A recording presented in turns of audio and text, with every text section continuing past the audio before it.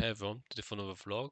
Well, I guess this one is not really a vlog, it's more like the end of the period, right? So, just to recap, every 3 months I have a new period, which is like a new focus of my life, right? So, you could say it's a bit like how people use New Year's resolutions to get things done, except that for me it's not like a specific thing to get done, it's more like a general theme of my life.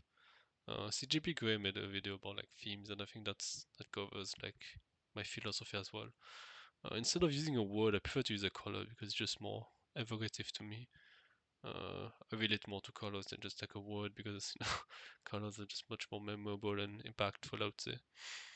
And yeah, I use 3 months because I mean, I don't know, it's just a duration I like, and you know, 3 months sounds like enough to do significant change without being so long that something you would procrastinate over, for example. Yeah, so for the period red, I have to say not much has really changed in my life as a result from that, but it's hard to say, like the intent for red was sort of like to really focus more on like what is associated with usually the root chakra. So I'm reading very sporadically a book on chakra called Eastern Body, Western Mind, and I'm reading it very slowly because the integration process is really slow. So I don't really see the point of like reading like the last four chakras if I'm not doing well in the first three, which are incredibly imbalanced in my own self, in my own life. Like the first three chakras are related to, in that order, they're related to survival and stability. And the second one is related to pleasure and sexuality, and the third one is related to power. So it's and in found in the body, it's like the base of the spine, then the genitals, and then the belly or solar plexus. And like yeah, these are incredibly balanced in my life, imbalanced in my life, and I intended sort of like red to be sort of related to the first chakra. So red does correspond to the color of the first chakra, which is survival and rooting and grounding. And it's true that actually no, I do feel a lot more connected to my feet, so I don't think it was completely useless, but I I don't know, I fell in like a pretty big, not like a huge rut, but like yeah, just really low energy, just really low motivation. I mean, in some ways, I think it's fine to have like those type of lower uh energy periods in your life, but like it didn't really feel like I was like consciously dealing with that. Where I just felt like I was distracting myself and all that, and just yeah, indulging again back to pornography, which is something that I wanted to move away from. But maybe there's a reason for that, and which is why for the coming period I do not intend to like repress anything or like to prevent myself from doing anything. Instead, I will focus more on like adding options instead. That's kind of my new strategy for this period. It's giving myself more options, giving myself because you know one thing that people who watch porn would always report is that they do not actually enjoy it. Right? And it's the same thing for me. Like it's way more of a coping mechanism and like a hedonic override, if you will. Like you use pleasure to sort of override something you're feeling, but because you're kind of not really able to really feel it deeply. So I think instead I will give myself more options, and I will also start to like address the root of the feeling. And I think I'm actually starting to see the patterns of my feeling now.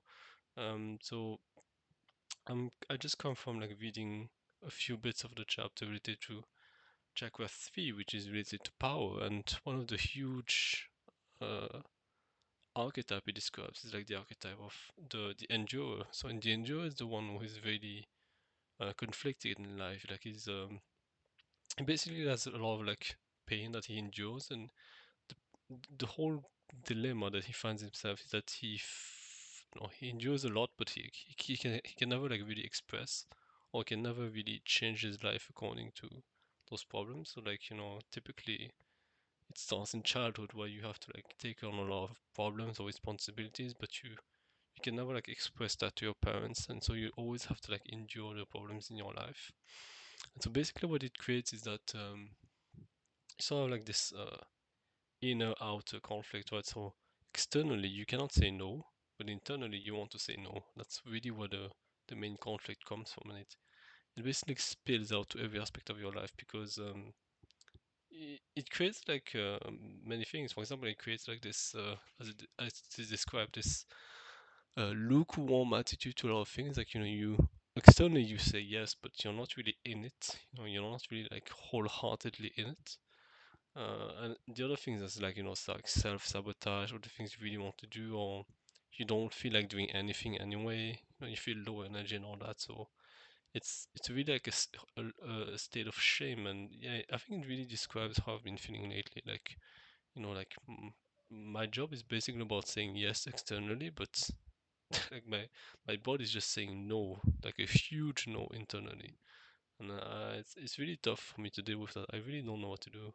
I mean, besides quitting the job, it's hard for me to know what I can do while still seeing the job.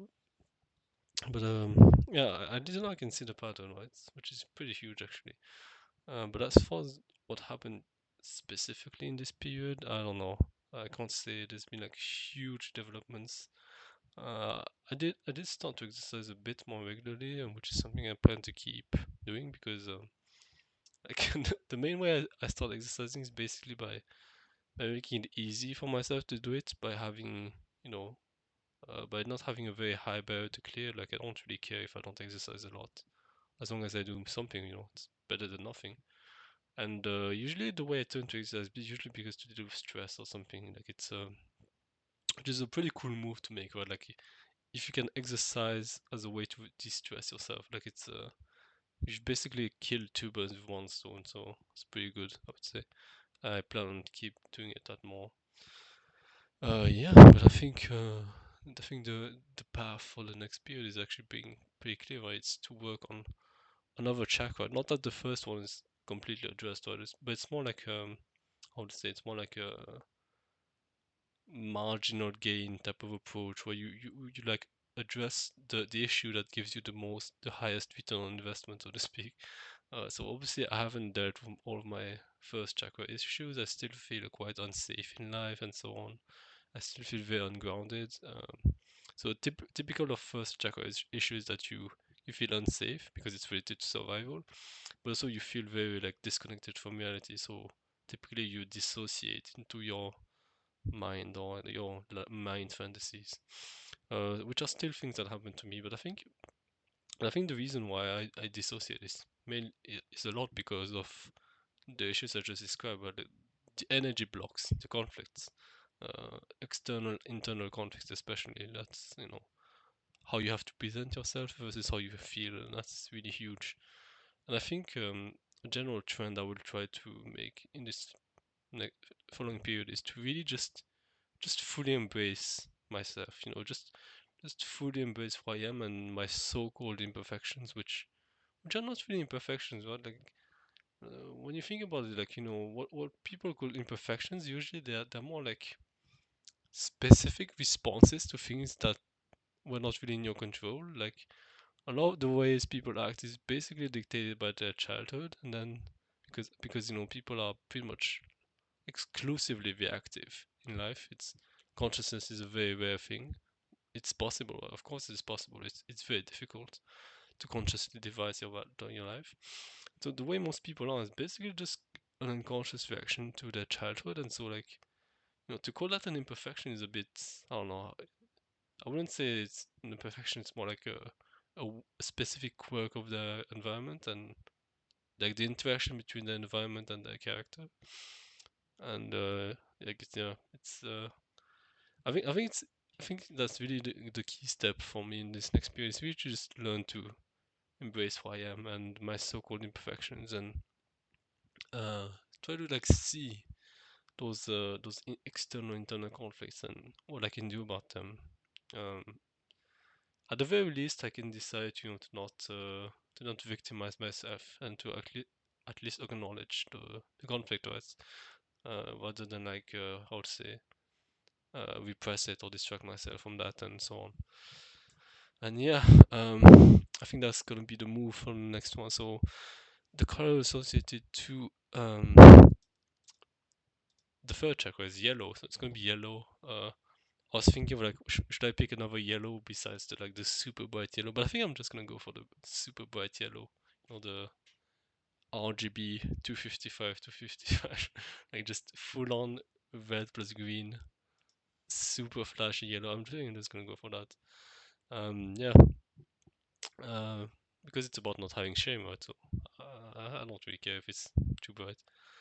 Um, so yeah, that's sort of like the next period. It's gonna be third chakra issues, embracing myself, embracing my so-called imperfections, and really feeling into the just yeah the fucking weird and joyful nature of being alive, like, which is really crazy. Right? It's really crazy to be alive when you think about it. Like it's especially when you think of like in the context of like hunter gatherer, like like humans have been hunter gatherer for so long, and then we have like this now slice of human life, like like Homo sapiens arose like 300,000 years ago.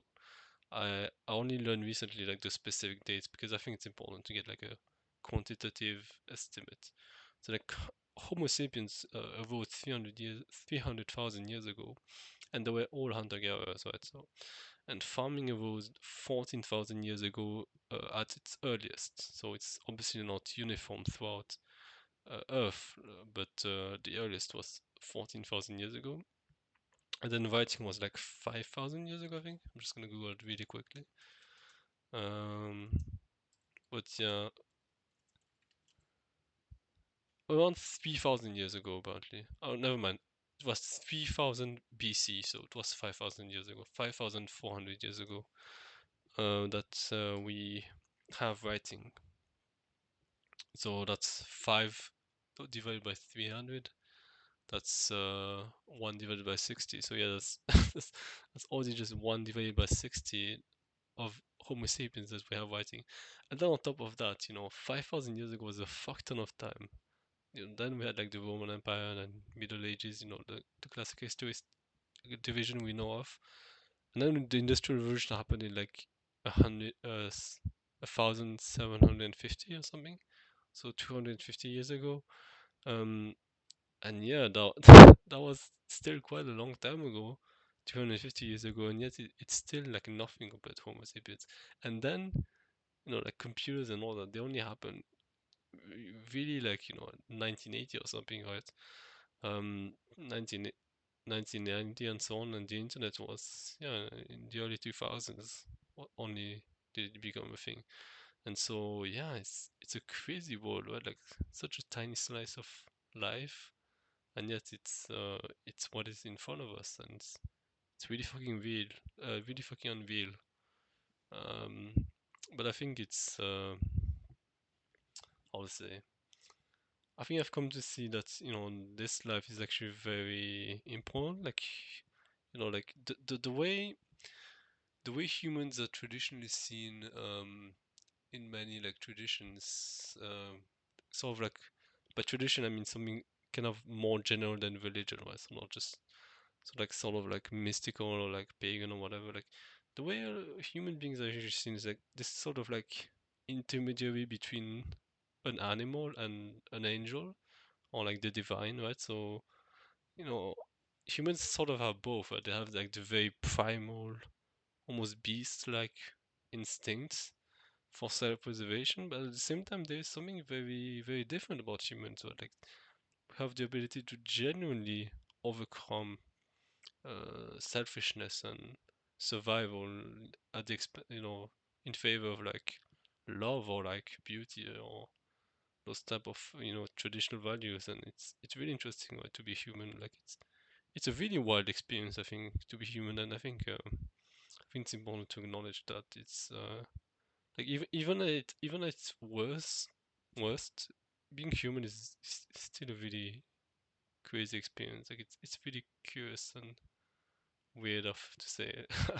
I just keep I just keep finding myself in that state of mind a lot more. Like how weird it is to be in the modern world. Like I'm not sure if it's a bad thing or a good thing. I don't know if, but what this shows that it's the reality, right? Like, so I guess it relates to what I've been hearing a lot about. I've been listening to a lot about, like, a lot of people would describe freedom as the freedom can only be defined as uh, whatever constraints are in front of you, which is why I started talking about this. Like, freedom is obviously something that I care about a lot, and in essence, that's really what I always seem to talk about in these vlogs. It's always revolving around freedom, and the thing about freedom is, yeah, I've come to really see that as one of the key aspects of it is that you can only talk about it in terms of like the constraints in front of you. So, in other words, like it's sort of meaningless to talk about freedom in the context of like someone else's life, or like the context of like past generations, or like past civilizations or whatever, because they're not there. It's it's not your life. And so to talk about freedom in an era that is not the modern world is pretty it's pretty absurd, I would say.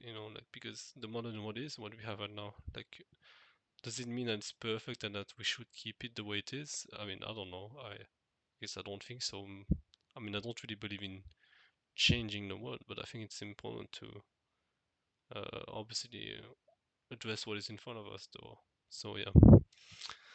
So that was about everything I had to say for today. I mean, it's been pretty long, much longer than expected, but yeah. So the following vibes are going to be just yeah, just embracing the what it is to be human, just giving up on this quest of like